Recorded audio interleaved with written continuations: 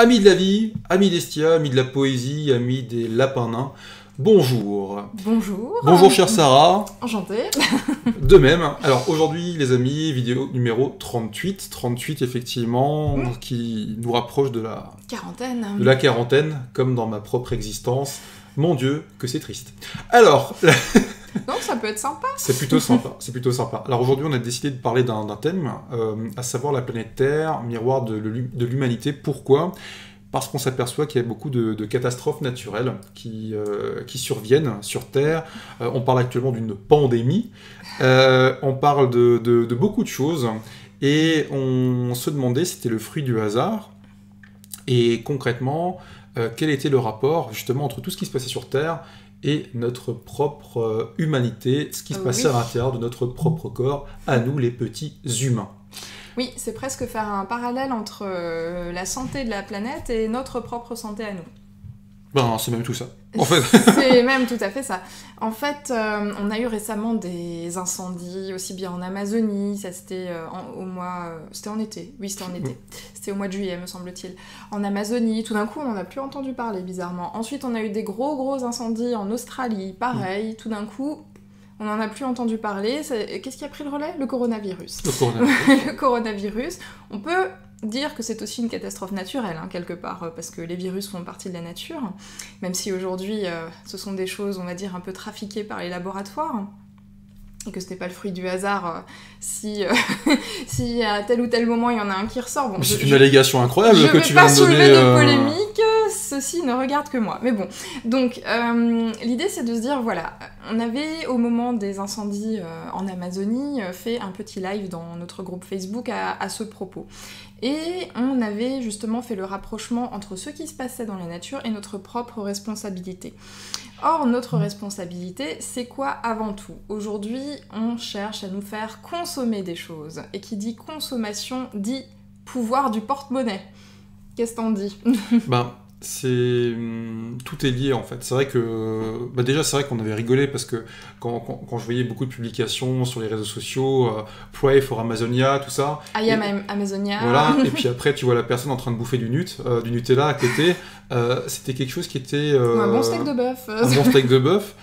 C'était assez surprenant. Alors c'est vrai que la plupart des personnes n'ont pas conscience. C'est-à-dire que il y a un rapport réel entre ma consommation et ce qui se passe autour de moi. Le fait d'acheter des produits qui sont moins chers fait que je vais mettre en avant et finalement faire profiter un système économique qui est dévié puisqu'il y a des gens qui vont être payés au lance-pierre à côté.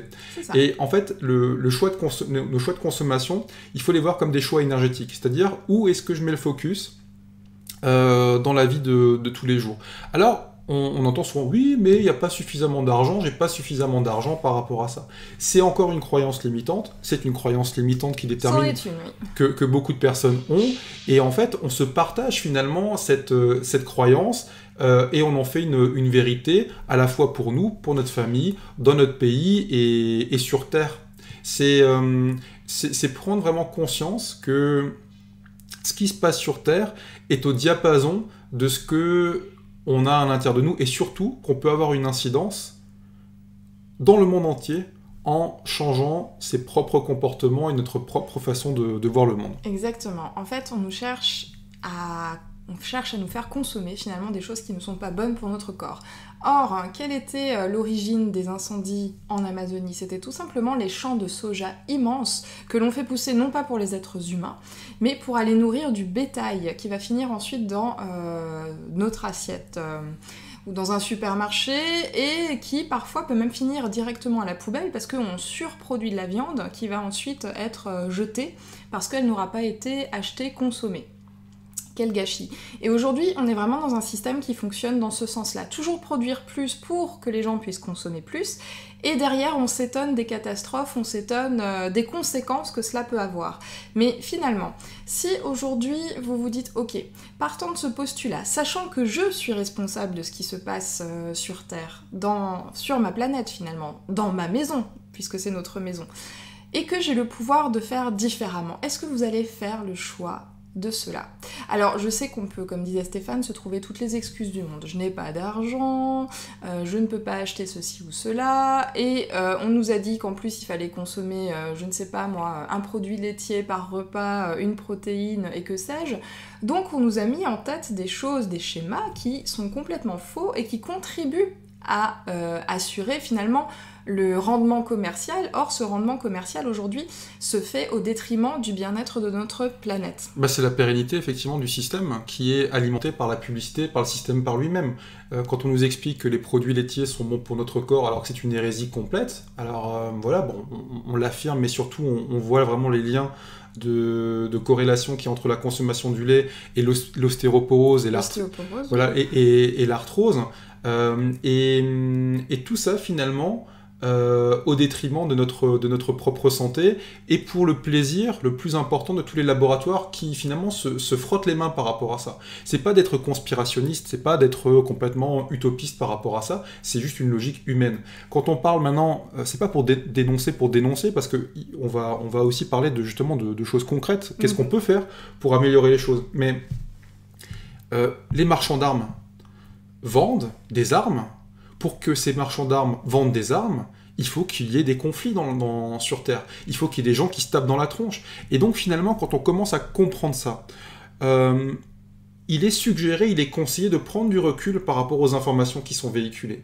Par rapport à la guerre, quand on a vu en Irak et en Iran, en fait, quand le mec est venu avec une espèce de fiole en disant que c'était quelque chose qu'il y avait un virus, ou c'était l'arme nucléaire, qu'ils avaient prouvé qu'il y avait l'arme nucléaire, il aurait très bien pu pisser finalement dans cette fiole.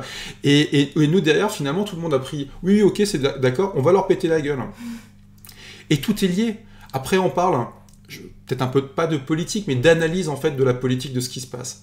Alors on va se dire, ok, donc on va dans des pays, on leur tape dans la tronche, on récupère le pétrole derrière, et on s'étonne que des migrants arrivent dans nos pays, et on va se dire, ah non, franchement, les migrants, nous on va tout, c'est pas normal. C'est comme si finalement, il y avait une espèce de classe dirigeante économique qui allait finalement structurer et redistribuer les cartes. Vous avez un gâteau, cette classe dirigeante va prendre 95% ou 99% même des richesses, va en distribuer 1% et va expliquer aux gens, attends, regarde bien de ton voisin, parce que c'est lui qui va te piquer les différentes miettes que tu as en fait. C'est un système qui ne tient pas la route, mais on est tellement habitué à vivre là-dedans. On est tellement habitué à se dire, voilà, je vais écouter ce qui se passe à la télé, je vais consommer, je vais manger 3 fois dans la journée, je vais manger mes produits laitiers, je vais manger ma viande, parce que la viande c'est plein de fer et c'est bon pour ma santé. Et on part du principe, parce qu'on est des gens bienveillants, que les gens qui nous expliquent ça, ce sont des gens qui sont également bienveillants. Oui. Alors au mieux, c'est des gens qui n'ont aucune compréhension de comment fonctionne le système humain, donc là finalement... c'est même pas de leur faute. C'est même pas de leur faute. Au pire, c'est des gens qui en ont conscience, mais qui, au détriment finalement de la santé et du bien-être des gens sur Terre, pour se faire des roubignoles en or, continuent finalement à alimenter ce système.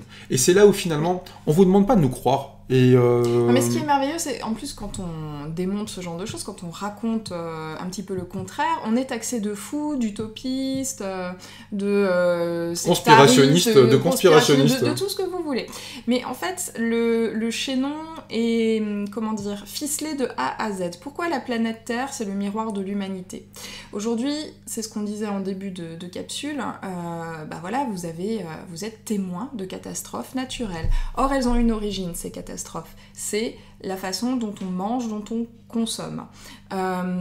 Or, cette consommation, elle a des impacts non seulement sur l'environnement, mais aussi sur notre santé, puisqu'on nous fait croire qu'il faut avoir un certain mode de consommation, alors qu'en fait, si on observe un peu la physiologie du corps humain, il n'en est rien. Et tout ça derrière, comme on aura bien écouté les conseils qu'on nous a donnés, on va forcément créer des pathologies qu'on n'aurait jamais Professeur créées. Cohen, par exemple, ce grand nutritionniste... Si tu veux citer quelqu'un, oui. On va créer des pathologies qu'on n'aurait jamais créées si on avait respecté non seulement notre physiologie, mais aussi l'environnement qui nous entoure. Est-ce qu'un gorille a de l'arthrose Est-ce qu'un gorille a de l'arthrose ou de l'arthrite? En pleine forêt, non. en pleine forêt, non. Après, dans les zoos ou quand ils sont enfermés, c'est encore autre chose. Mais quand une espèce vit dans son milieu naturel, tout va bien. Est-ce que vous avez déjà entendu parler d'épidémies chez les animaux, par exemple, qui vivent dans leur milieu naturel, hein, 100 ans, s'il vous plaît? Oui, parce qu'il y en a eu quelques-unes, mais qui sont dues finalement à l'enfermement et aux déviances humaines. Tout à fait. Quand on parlait du H1N1, de la grippe Ou de la aviaire, vache folle. la vache folle, mais la vache folle, c'était quoi? C'était la résultante du fait qu'on faisait manger à des vaches, à Des des vaches. bovins, des vaches. Mais Oui. c'est comme si on se mangeait C'était nous-mêmes. du cannibalisme. Du cannibalisme, et après on se dit, ah mais c'est bizarre, je me sens mal, je suis C'est pas vraiment en étrange. forme. Alors qu'on n'est pas fait pour ça. Et en bout de chaîne, vous avez bien sûr les laboratoires pharmaceutiques qui se frottent les mains parce que « Ah, mon Dieu, les pauvres, ils sont malades, on a des solutions à vous proposer. » Sauf que ces solutions sont temporaires. Alors, je démonte pas tout, hein, attention, la médecine a sa place, mais dans certains cas de figure. Et tout ça, ça enrichit un système qui broie les êtres humains. Mais c'est l'analyse pragmatique. On va y aller franco, hein, parce que on va pas faire de langue de bois. On est vraiment dans un cercle vicieux qui va broyer les êtres humains. Si maintenant vous choisissez de respecter votre physiologie, votre santé, votre vraie façon de manger, votre vraie façon de vivre, comme on devrait vivre, c'est-à-dire en mangeant des fruits, des légumes crus, en étant souvent au soleil, en ayant une activité physique à l'extérieur, on serait en pleine santé et en plus on respecterait la planète. Parce qu'on n'aurait pas besoin de consommer toutes ces céréales, toute cette viande, tout ce lait qui nous sont servis à longueur de temps. Tous ces produits... Tous ces produits dénaturés, finalement. Dénaturés, le sucre blanc, le sel, le sucre, Oui. c'est quand même un élément qui est plus addictif que la cocaïne. Alors, est-ce que vous... Mais pourquoi alors on se pose la question, pourquoi est-ce qu'il y a tellement de sucre dans le Benko, dans le Nesquik, dans tous les produits, en fait? Ben, c'est pour rendre les gens addictifs. C'est quelque chose qui est vraiment fait... Alors, aujourd'hui, on voit toutes les grandes surfaces qui ont une illumination céleste. Oh, on va tout proposer du bio, en fait. Mais alors qu'elles luttent en même temps contre les normes du bio, oui. pour que ce bio soit le moins en moins... soit le moins bio possible. Bio possible dans l'absolu. Et après, quand on va encore plus loin, quand on sait qu'un produit bio est appelé bio quand il y a seulement 20% de produits bio à l'intérieur, bah, c'est quand même du délire cosmique. En fait, je veux dire, vous pouvez très bien acheter des produits bio qui sont de meilleure facture que des produits bio. Tout ça... Que des produits bio de supermarché, tu Oui, voilà, de supermarché. Okay. Moi, ce que je veux dire, c'est que de toute manière, dans toutes nos vidéos, dans toutes nos formations, on ne cherche pas à convaincre. Mais vraiment, il y avait une phrase aussi par rapport à ça, on cherche à donner à réfléchir. Et c'est Colombo qui disait... L'inspecteur Colombo. Non, mais à qui profite le crime? Indirectement, on cherche toujours à qui profite le crime. Et à qui profite le fait que certaines personnes soient malades? À qui profite le fait... que la planète brûle. Que la planète brûle. À qui profite le fait qu'il y ait des pandémies, en fait, dans le monde entier, en nous expliquant après que c'est une chauve-souris qui est à l'origine de tout ça. Non, mais c'est comme quand on nous a expliqué que le nuage de Tchernobyl s'est arrêté à la frontière française. Parce qu'il a vu les maisons françaises. Bon, attendez, les gars. Non, pas ici. Non, les gars, là, franchement, c'est la France. Les Allemands, on veut bien les cramer, mais on veut même cramer tout l'Est de l'Europe. Alors là, les Français, le fromage et le pain, non, on s'arrête là. Non, mais c'est incroyable. C'est incroyable et c'est sans fin, en fait. Et plus c'est gros... Et plus ça passe. Et plus ça passe. Et c'est merveilleux. Et après, on fait quelques débats, on sort quelques faux débats aussi pour mettre en perspective des choses que jamais on n'aurait acceptées avant. Et c'est juste incroyable. Et pour résumer tout ça, si ça vous intéresse en fait que la Terre arrête de brûler, si ça vous intéresse qu'il y ait un peu plus de paix dans le monde, plus de répartition... Et des gens en meilleure santé. Voilà, des gens en meilleure santé, à commencer par vous-même, par votre propre pomme, eh ben, il faut que vous appreniez à désapprendre tout ce que vous avez appris jusqu'à aujourd'hui. Ça ne veut pas dire vous gober, entre parenthèses, tout ce que nous, on va raconter. Mais commencez à prendre le livre, aller sur des médias alternatifs, commencez à vous renseigner par vous-même. Et même tester, en fait, certaines cures, certaines façons de... Le jeûne, par exemple, tester certaines façons pratiques alimentaires et voir les répercussions dans votre vie de tous les jours. Et une fois qu'on commence à mettre le pied là-dedans, on commence à voir comment est réellement construite la société. C'est sûr que ça peut paraître bizarre en se disant « Mais attends, c'est pas possible, ce qu'il nous raconte, c'est tellement gros que si c'était vrai, il y aurait des sonnettes d'alarme qui sonneraient de partout. » Mais comment est-ce que ça se passe quand il y a un sonneur d'alerte dans le monde? Limite, il est obligé d'être complètement... mis dans un autre pays, j'ai plus le terme maintenant en tête, j'ai un truc de mémoire. Exilé, voilà, exilé, punaise. Il était exilé dans un autre pays, et on le considère limite comme un extrémiste, quoi. Mais c'est quand même complètement incroyable, ce système. En tout cas, nous, ça nous fait réfléchir et on voulait vous partager finalement cette façon le fruit de notre réflexion. Le fruit de la réflexion et surtout donner des solutions, à savoir que par notre travail quotidien sur nous-mêmes, par l'auto-analyse qu'on peut avoir sur des vidéos, sur des schémas, sur des discussions qui sont, blague à part, créées de toutes pièces dans l'absolu, quand on commence à avoir ce recul, on est vraiment libre. Parce qu'on est libre de sa pensée, on est libre de son esprit, on peut être enfermé, mais on est complètement libre. Alors que on s'aperçoit que beaucoup de personnes qui pensent être libres dans leur vie de tous les jours sont en fait emprisonnées à la fois par leurs pensées répétitives, à la fois par leurs croyances limitantes, qui sont effectivement, bon ça on l'a déjà abordé plusieurs fois, mais qui sont le fruit de tout ce qu'elles trimballent depuis des années et des générations dans leur propre famille, et par rapport à tout ce conditionnement à la fois politique, structurel, physiologique d'une société de consommation. On n'est pas trotskiste, hein. On vit pas dans des sauf causes. Nous n'appartenons à aucun bord. On est chef d'entreprise. L'argent est une belle énergie. L'argent permet de faire des choses incroyables. On vit dans la civilisation. On a une maison, voilà. Par contre, on amène à la réflexion. Et je pense que le changement viendra de nous-mêmes individuellement. Oui. Et plutôt que de voir « Ah merde, l'autre il a pas fait ci, l'autre il a pas fait ça », je vais me transformer moi-même. Je vais moi-même nettoyer mes pensées. Je vais moi-même ouvrir mon esprit. Et quand on commence à faire ça, on vibre aussi à une fréquence différente. Et tout se passe mieux. On peut peut-être finir aussi par rapport à l'image, peut-être la planète, dans nos formations et dans ce qu'on a compris de la vie. Le corps, quand il est malade, quand il transpire, quand il nous donne un signal d'alarme, qu'il y a quelque chose qui ne fonctionne pas. Et c'est exactement la même chose pour la Terre, puisque la Terre est un organe vivant. La Terre est un organe vivant où toutes ces cellules, c'est nous-mêmes. C'est vrai. C'est les animaux, c'est nous les humains. Et là, il y a des cellules qui ne sont pas à leur place, qui ne vont pas bien.